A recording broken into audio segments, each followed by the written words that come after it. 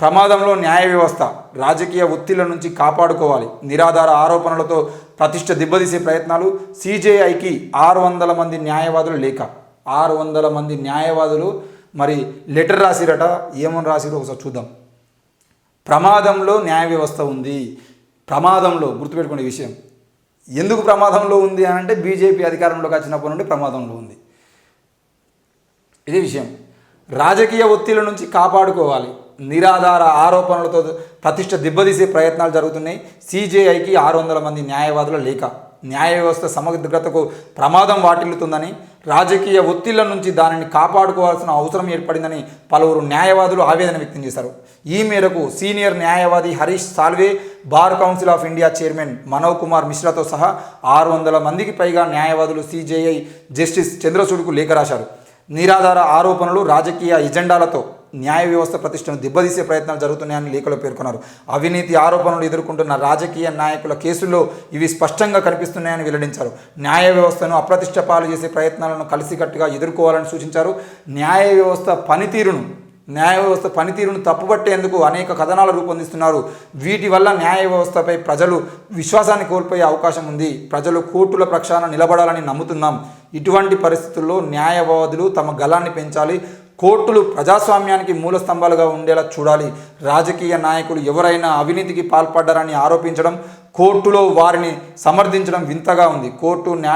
Court నిర్ణయం తమ దారికి రాకపోతే వారు మీడియా ద్వారా కోర్టులను విమర్శిస్తున్నారని ఆరోపించారు. ఇది అంటే ఈ విషయంలో మనం కూడా గుర్తు చేసుకోవాల్సిన అంశం ఏంటంటే, బైర్ నరేష్ అనే ఒక వ్యక్తి మీద దాడి జరిగింది స్వయాన పోలీసు వాహనంలో పోలీస్ ప్రొటెక్షన్లో పోతున్నటువంటి బైర్ నరేష్ మీద కొంతమంది దుండగులు దాడి చేసి పోలీసు వాహనంలోనే ఆయన మీద దాడి చేసి అన్ని ప్రధాన మీడియాలో వార్త వచ్చింది.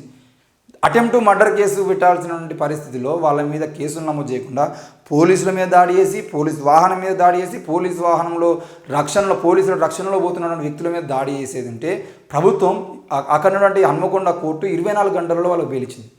అంటే పోలీసులు తప్పిదం చేసిరా, ఎఫ్ఐఆర్ చేయడంలో పోలీసులు తప్పు చేసిరా, మరి కోర్టు ఎందుకు ఈరోజు అటెంప్ట్ మర్డర్ కేసులో స్వయాన వీడియోలు ఉన్నాయి, అన్ని మీడియా ఛానల్లో వార్తలు వచ్చినాయి, ఆయనకు రక్షణ లేదని అది కూడా పోలీసులకు ముందే సమాచారం ఇచ్చిండు, పోలీసుల వాహనంలో పోతున్న వ్యక్తి మీద దాడి చేసేది ఉంటే ఎట్లా బెయిల్ వచ్చింది? 24 గంటల్లో బెయిల్ ఎట్లా వచ్చింది? కాబట్టి ఈ విషయాలకు సంబంధించిన విషయంలో ఎవరైతే రాజకీయ నాయకులు ఉన్నారో ఆ రాజకీయ నాయకులు పూర్తి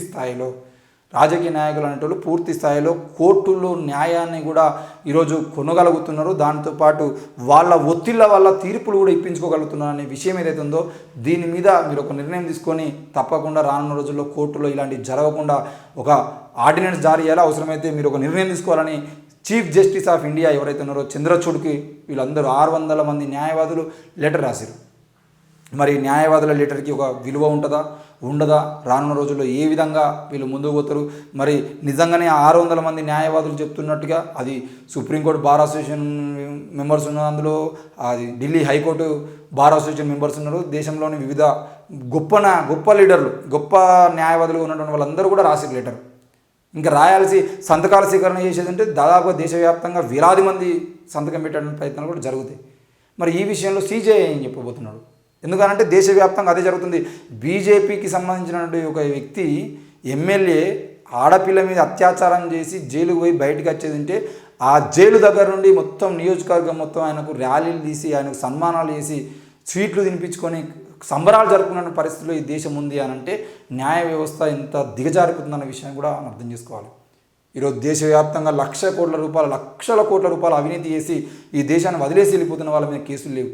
వాళ్ళకి పూర్తి స్థాయిలో వాళ్ళందరికీ రుణాలు మాఫీ చేస్తున్న పరిస్థితి ఎందుకు వస్తుంది ఈ దేశంలో ఉన్న ప్రభుత్వ రంగ సంస్థలు మొత్తం ఇష్టారాజ్యంగా అమ్మేస్తున్నప్పుడు ఈ దేశంలో ఎక్కడ అడవి ఉండేదంటే అక్కడ అడవుల్లోకి పోయి అక్కడ అడవులలో పూర్తి స్థాయిలో ఖనిజ సంపదను తవ్వేయడానికి ప్రయత్నం చేస్తున్నప్పుడు మణిపూర్ రాష్ట్రంలో పూర్తిగా మహిళల్ని నగ్నంగా ఊరేగించి అత్యాచారాలు చేస్తున్నప్పుడు ఎందుకు ఈ ప్రభుత్వాలు కానీ ఈ న్యాయ వ్యవస్థ కానీ సరైన నిర్ణయాలు తీసుకోలేకపోతుంది? ఎవరి ఒత్తిడి వల్ల ఈరోజు న్యాయ వ్యవస్థ కూడా కళ్ళు మూసుకొని పోతుందనే విషయాన్ని ప్రజలు ప్రశ్నిస్తున్నారు. దయచేసి ఇప్పటికైనా చీఫ్ జస్టిస్గా ఉన్నటువంటి చంద్రచూడ్ గారు వెంటనే ఈ విషయం మీద ఒక నిర్ణయం తీసుకొని రానున్న రోజుల్లో న్యాయ వ్యవస్థ మీద ప్రజలకు నమ్మకం ఉండాలంటే తప్పకుండా ఇప్పుడే ఒక నిర్ణయం తీసుకోవాల్సిన అవసరం అయితే ముఖ్యంగా చీఫ్ జస్టిస్ మీద ఉంది. దీని విషయంలో ఆయన ఏ విధంగా స్పందిస్తారనేది మనం చూద్దాం.